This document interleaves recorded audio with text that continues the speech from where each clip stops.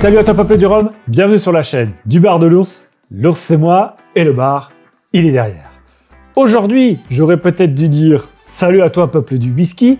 On est sur notre deuxième dégustation de whisky sur la chaîne.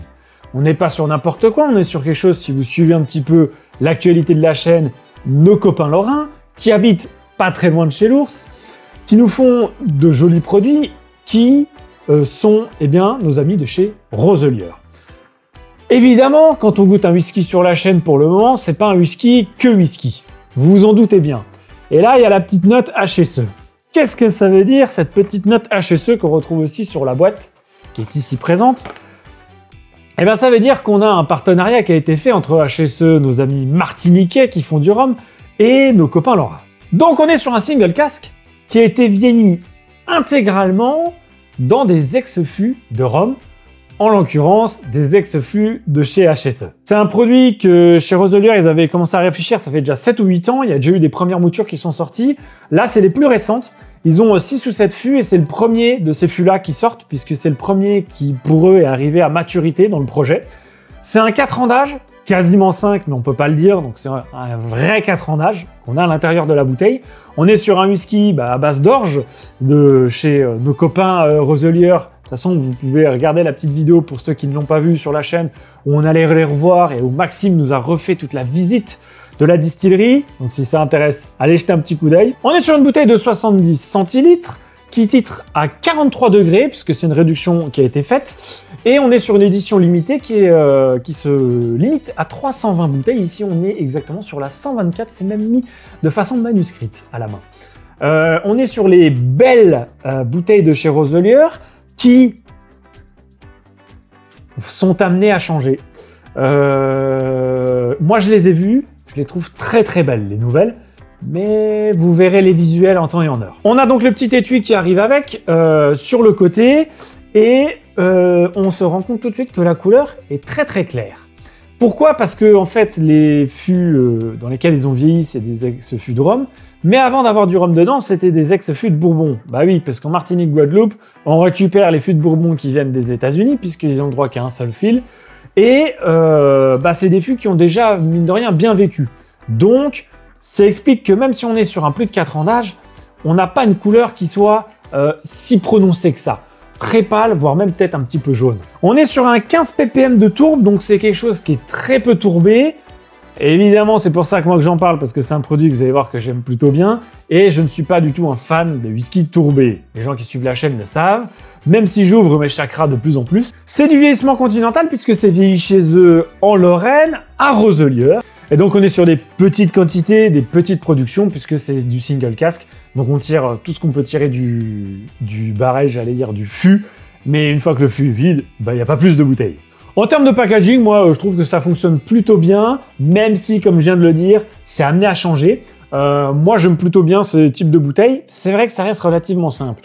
La nouvelle bouteille risque d'amener un petit changement. Beaucoup plus qualitatif, beaucoup plus premium, je trouve. Mais encore une fois, vous le verrez en temps et en heure. Avec après les petites dorures, les petites emmonçures, moi c'est des trucs je suis toujours un petit peu fan, je trouve que ça fonctionne très très bien, le drapeau bleu blanc rouge, parce que Cocorico, oui, on est sur des gens qui sont chez nous, qui font des produits exclusivement français, puisqu'ils cultivent leur terre, c'est eux qui récoltent l'orge, c'est eux qui vont brasser, c'est eux qui vont tout faire de A à Z, et c'est pour ça aussi que je parle d'eux, parce que comme je dis à chaque fois, je préfère parler de ce genre de maison, de production française, plutôt que certaines choses des fois qui dépassent nos frontières et on n'a déjà aucune traçabilité. C'est des machines à fric ou juste des usines derrière. Là, il y a la main, il y a la patte, on sent le savoir-faire et c'est ça qu'on aime. Donc en termes de nez, tu as un nez tout de suite qui est un petit peu sur l'orge, tu le sens.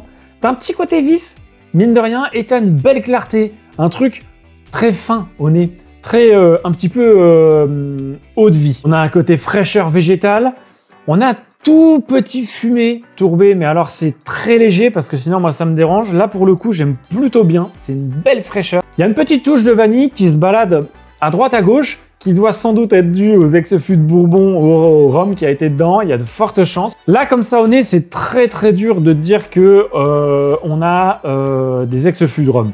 On sent effectivement il y a quelque chose. On sent que le whisky, il a été amené, il a été travaillé à partir d'une patine spécifique qui n'est pas que whisky. Mais en même temps, on a le côté eau de vie, on a le côté poire qui est très présent. Peut-être même un petit peu pomme caramélisée. Et tu as quand même cette fraîcheur qui est assez légèrement fumée et en même temps petit côté épicé très fin. Est-ce que c'est parce que je le sais que j'aurais tendance à dire qu'on aurait presque un petit peu le pur jus martiniquais, tu vois, qui peut avoir un endroit quelque part, cette petite assez discrète mais qui est présent. Est-ce que c'est parce que je le sais? Je pourrais pas vous le dire parce que je ne l'ai pas fait à l'aveugle celui-ci, mais moi j'aurais tendance à dire qu'on le sent, mais très très très finement. C'est un nez qui est pas très protubérant, qui est assez simple, qui est pas invasif. Les 43 degrés sont très bien, peut-être même un tout petit peu trop poli, ça manque peut-être un tout petit peu plus de brutalité. Mais on a une belle alchimie, on a un nez où tu sens que ça se tient, c'est logique. Tu sens que c'est relativement jeune quand même, mais où il y a un intérêt gustatif. Tu as envie de venir dedans, une petite douceur quand même qui t'invite comme ça. Ce que j'aime bien, c'est que ça te prend relativement bien le palais. Il y a un côté un petit peu gras, un petit peu beurré qui vient se poser. Tu as le côté légèrement fumé hein, quand même, pour quelqu'un qui n'aime pas la tourbe que je ressens. Et tu as un petit côté épicé. Et là, pour le coup, moi, quand je sens ça, moi, ça me fait tout de suite tilter.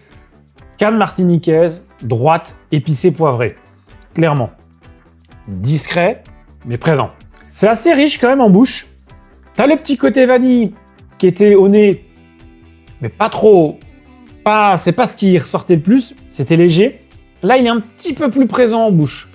Et alors, le côté poire cuite, dessert à la pomme caramélisée, on l'a clairement. C'est marrant, ça fait presque un tout petit peu penser à certains guadas, des vieux guadas qui ont ce côté pomme cuite, eau de vie, de poire, qu'on retrouve sur certains vieux guadas que moi j'adore, qu'on avait sur des vieux damoiseaux, qui pour moi est terrible, que j'avais regoûté sur des bouteilles que je ne trouve plus d'ailleurs. Et je suis attristé de ne plus les trouver, parce que c'est des bouteilles qui n'étaient pas très chères, même si Transcontinental Line, ils avaient un Guadeloupe, ils en avaient deux, il y en avait un qui était, ils étaient très bons, ils n'étaient pas très chers. Je vais vous dire ça, vous allez essayer de les trouver, et puis on va les retrouver, malheureusement je crois que j'en ai vu une, mais à plus de 110 ou 120 euros, alors que c'était des bouteilles à 45 euros, qui étaient très très très très bien. Et ben il y avait ce petit côté-là. Il y a une belle gourmandise quand même, tu sens que c'est bien fait, c'est une belle patine qui vient se mettre dans ta bouche, c'est bien huilé, c'est bien ficelé, c'est-à-dire que ça se tient. Le nez et la bouche, pour l'instant, sont en accord, je trouve, sont logiques. On a une espèce de finesse dedans, que moi j'aime beaucoup, qui vient te caresser un petit peu la langue. Pour un gros buveur de whisky, je ne sais pas si c'est forcément quelque chose qu'ils vont adorer. Après, pour quelqu'un qui n'aime pas les degrés trop hauts, ça c'est très bien, parce que là, pour le coup, c'est clean, propre, bien fait, travaillé. 43 qui sont présents, mais juste ce qu'il faut, qui rehausse un petit peu. Petit côté légèrement épicé et petite rondeur quand même. Tu as quand même une légère gourmandise qui te permet d'accrocher tout ça. Ce qui est un petit peu en dessous des deux, du nez et de la bouche, parce qu'elle va être peut-être... Elle est moyenne et elle s'estompe peut-être un tout petit peu trop vite. Mais elle est belle, on a une belle fraîcheur. Ça, c'est quelque chose qui reste, qui est une continuité. La vivacité finalement du jus de canne se fait presque sentir sur la fin de bouche et sur cette longueur. Et on a le côté presque beurré que tu avais en bouche, mais sur la première bouche, puis qui disparaissait peut-être un peu, qui reste quand même, qui est très agréable. On a peut-être un tout petit côté ananas, et qu'il faut aller chercher. On garde cette petite trace d'épices, et ce côté légèrement fumé, très légèrement tourbé, qui pareil, est en pointillé du début à la fin. Ça part pas trop haut, ça part pas trop bas, mais c'est un beau prisme qui est logique finalement du début à la fin.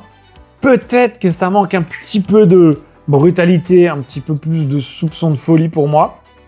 Et en même temps, c'est quelque chose qui va se laisser apprivoiser assez facilement et qui, à mon avis, peut pouvoir plaire à beaucoup de gens. Et on a quand même une petite morsure très légère, caractéristique de certains rhums, où tu vas avoir une petite épice qui va venir te piquer légèrement la langue et le palais. Et là, quand on le laisse vraiment, on a un tout petit peu ça, vraiment toute fin de bouche, quand on n'a quasiment plus rien qui reste à l'intérieur. Donc pour conclure, on est sur un joli produit qui est bien fait, qui a une belle continuité, une belle logique. On est sur un tarif de 67 € la bouteille de 70 centilitres, réduit donc à 43 degrés. On est sur un single malt, ça je l'avais pas dit. Donc single malt, puisque c'est seulement la distillerie qui le fait. Hein. On est à une seule distillerie, puisque quand tu as sur un produit où tu as des jus qui viennent de plusieurs endroits, tu ne peux plus appeler ça un single malt. On est sur quelque chose qui est en édition limitée, donc 67 € pour un 4 ans d'âge, entre 4 et 5 ans. C'est quelque chose qui est logique, c'est une logique tarifaire par rapport au marché. On est clairement sur le prix du marché. Petite distillerie française comme ça, moi j'aime beaucoup. C'est un produit qui est plaisant, qui peut plaire à beaucoup de monde, mais qui ne plaira pas aux gros buveurs de whisky. Ceux qui aiment la tourbe, c'est sûr et certain que ça va être compliqué pour eux parce que ça sera pas assez... ça va pas venir assez les chercher là-dessus. C'est un produit qui, je pense, peut amener des gens du monde du rhum vers le monde du whisky, clairement, parce que tu as cette petite subtilité, qui est subtile, qui n'est pas hyper marquée, mais qui t'amène quand même, qui te permet d'avoir quelques marqueurs et quelques références où tu vas réussir à peut-être te retrouver quand tu ne bois pas du whisky et que tu es perdu. Pour un buveur de whisky classique, je pense que ça peut, pourquoi pas, faire le taf, et à l'inverse, amener justement le buveur de whisky à se questionner sur, tiens, ces petits arômes-là, est-ce que j'irai pas les rechercher dans le monde du rhum et aller voir ce qui se passe là-bas? Vous l'avez compris, de toute façon, si je le fais sur la chaîne, ça s'adresse de base pour des gens qui boivent du rhum, et c'est que ça a un attrait quand même pour ceux qui sont dans le monde du rhum. Alors, pour ceux qui boivent du rhum, on va dire, qui sont sur des panaméens, qui sont sur des choses à 40 degrés, un petit peu édulcorées, un peu sucrées, ça peut quand même être un petit peu le grand écart. Il va falloir y aller doucement. Pour ceux qui ont l'habitude du rhum agricole, pas de problème, à mon avis, ça peut clairement être une porte d'entrée. Je mettrai un 8 sur 10, parce que je trouve que c'est bien fait, c'est bien réfléchi. Joli produit, packaging, exclusivité, distillerie française, savoir-faire. En plus, entre deux maisons, Martinique, la Lorraine, tu vois, je trouve qu'il y a quand même cette jolie histoire ensemble. J'irai pas au-dessus, pourquoi? Parce que pour moi, ça manque un petit peu de folie, ça manque peut-être un petit peu de watts et un petit peu de degré d'alcool. Et le côté rhum, j'aurais peut-être envie qu'il soit un tout petit peu plus présent. Mais ce côté pomme, dessert, eau de vie de poire, poire caramélisée qu'on retrouve des fois dans des vieux godas, moi, ça par contre, ça fait mouche. Pour conclure, c'est un beau produit qui fait une belle harmonie entre le monde du whisky et le monde du rhum. On termine là-dessus, merci à toi Papa du Rhum d'avoir suivi la vidéo, n'hésite pas comme d'habitude à commenter, partager, liker, à venir sur les réseaux sociaux, Instagram, Facebook, à t'abonner et à mettre la petite cloche. Moi je vous dis à très vite pour de nouvelles aventures et comme d'habitude, n'oubliez pas plus haut que le rhum, aujourd'hui ça sera pas plus haut que le whisky.